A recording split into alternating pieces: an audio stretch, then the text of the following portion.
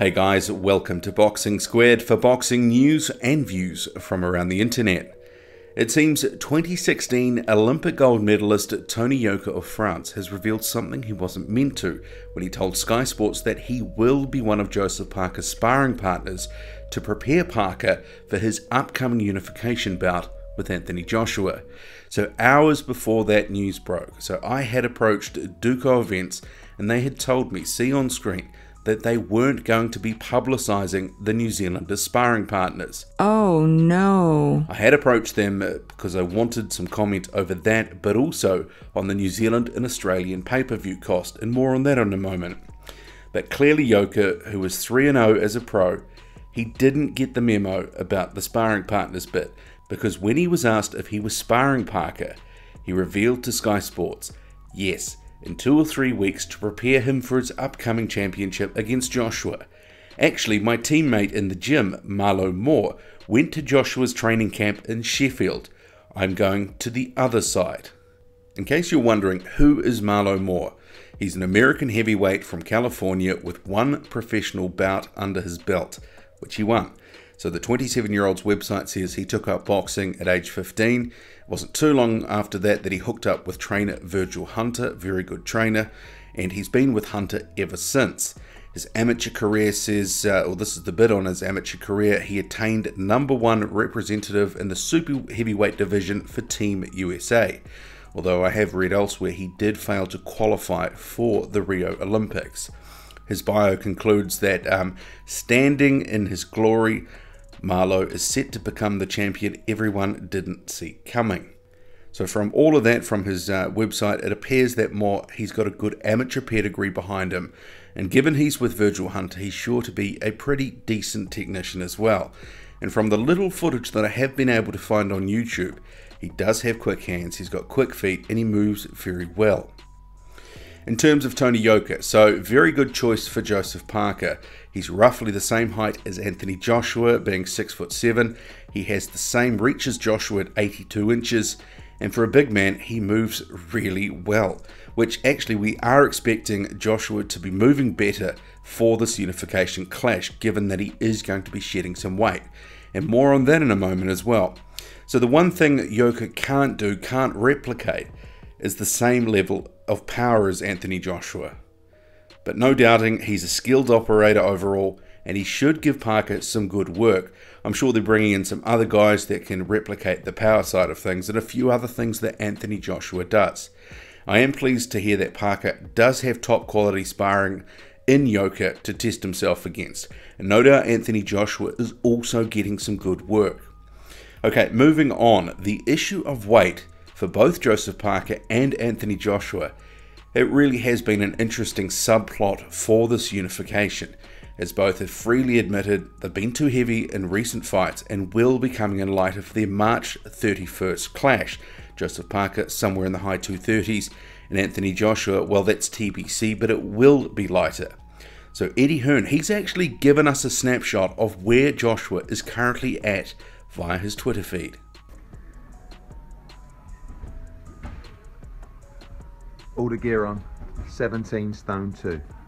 And still. And so while he said 17 stone 2, and then in the tweet itself it said 17 stone 6, his actual weight is 17 stone 7. And that's based on converting the 112.9 kilogram figure, which you can clearly see on the scale. So I inputted that into Google, and that's what it churned out. And if you want to convert it into pounds, it's just under 249 pounds. So that's 6 weeks out from fight night. And you'll remember that for Carlos Takam, he weighed in at a career heaviest 254. And for Vladimir Klitschko in April 2017, he was 250. So he's under that at the moment. And Anthony Joshua's trainer, Rob McCracken, we must remember this. He has previously said that he thinks Anthony Joshua's optimal weight on fight night will be somewhere around 247 or 248 pounds. Sorry about that, a motorbike just went past.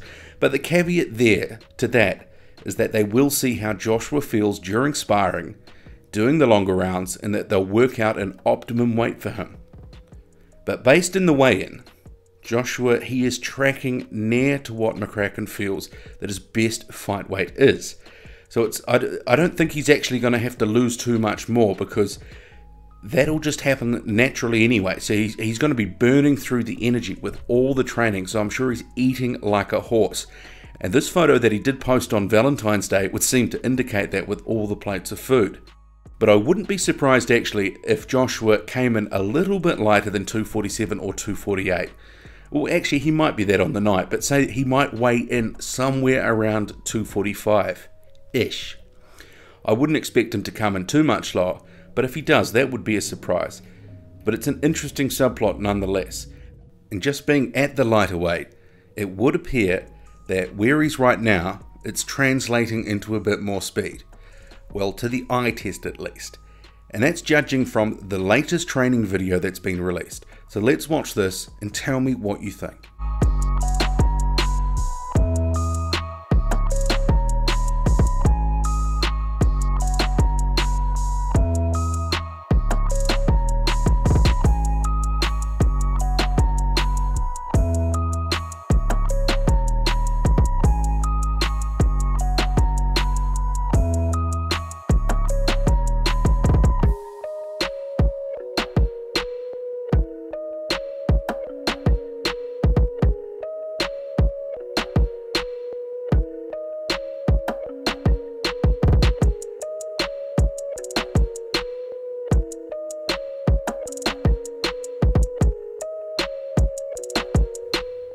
I guess in terms of what we just saw there, I mean, the technique of fast editing, it's definitely being employed, and often that can make things look a bit more impressive than they really are. But whatever the case is on the speed front, we can definitely take from that video at least that Joshua, he's in top shape. He'll be coming in top shape. So Joseph Parker, he better come in shape too. Okay, let's get on to the third issue here, and that's the pay-per-view cost. So in the UK and Ireland, it's already set, and you know what it is well in advance. Not the case in New Zealand and Australia, where a Joseph Parker fight, it tends to vary. It's been as low as about $29.95. It's been all through $39.95, $49.95, and even $59.95 for the Ruiz Jr. fight in December 2016. So what has been confirmed is $49.95. So a $10 increase over the Hughie Fury fight in September 2017, which was $39.95. And as I just mentioned, in 2016, Ruiz fight, $59.95. When you do the conversion to British pounds, so that works out for New Zealand fans, will be paying the equivalent of £26, and Australians, £28. In the scheme of things, I think because the event is so big, so much on the line, I'm actually okay with the price. It kind of is what it is. If it was over $49.95, I probably would be grumbling. And I can only conclude that they've based their price on their experience and worked out that $50 is the price tipping point for both markets. So promoter David Higgins, that's Joseph Parker's promoter from Duco Events, he has told stuff.co.nz, sometimes you can make more by setting the price a bit cheaper. It's all about finding the right spot. We've copped criticism in the past, I think unfairly, because people don't know what's going on behind the scenes. I don't care. Sometimes we're making losses or no money at all. Those people who are buying the pay-per-view are effectively funding Joe's journey. They've made a contribution. The others are haters who will flog you no matter what. Higgins hopes that this fight could break the New Zealand record for the biggest pay-per-view audience.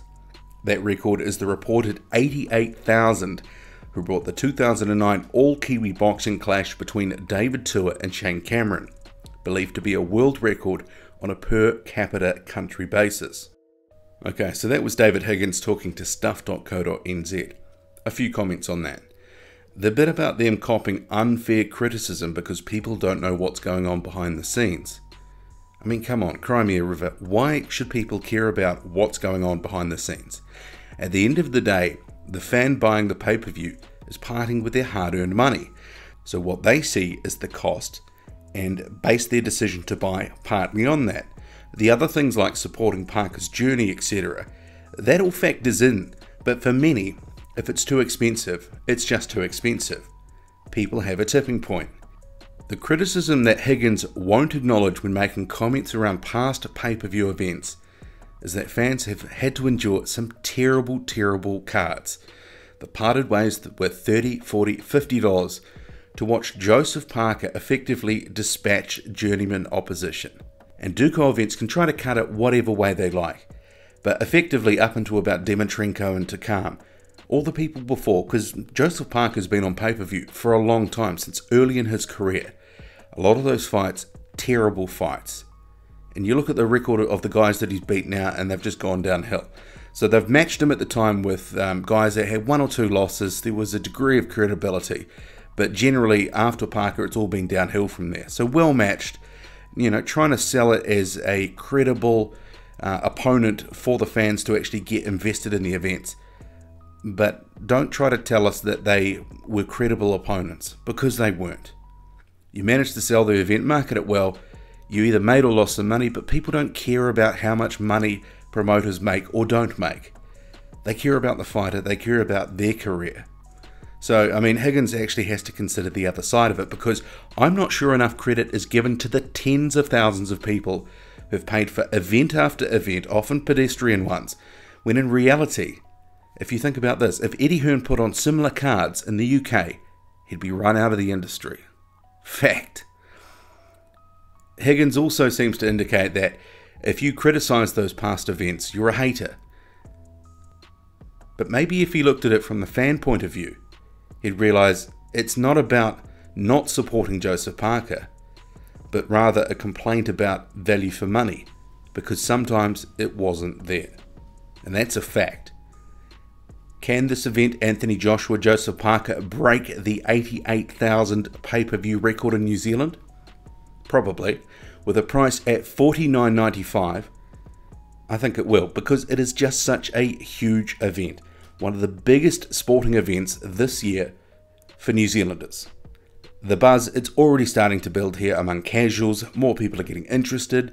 More people are starting to talk about it. And I'm sure the buzz, it's growing sort of exponentially elsewhere as well. And it's only going to build and build, and especially in those 2 weeks out from fight night. And I think the fact that it's going to be screened mid-morning on a Sunday in New Zealand and Australia, it's not too bad. People, they will get up for it. They'll clear the morning. They will make sure that they are watching that fight. What do you make of it all? The sparring partners, Marlo Moore for Anthony Joshua and Tony Yoka for Joseph Parker. Also, we've got Anthony Joshua's weight. He's just under 249 pounds, 6 weeks out from fight night. Is he going to come in much lower, or will it be, as Rob McCracken has said, somewhere there or thereabouts around the 247, 248? And also, pay-per-view cost New Zealand, Australia, $49.95. Will you pay that? And if you're in the UK and you're looking at this and going, well, actually, I'm doing pretty well, what do you make of the New Zealand and Australian cost? And what do you make of the UK cost? Drop a comment loud and often, hit like, hit subscribe. Follow me on Twitter, boxing_squared. I'm out.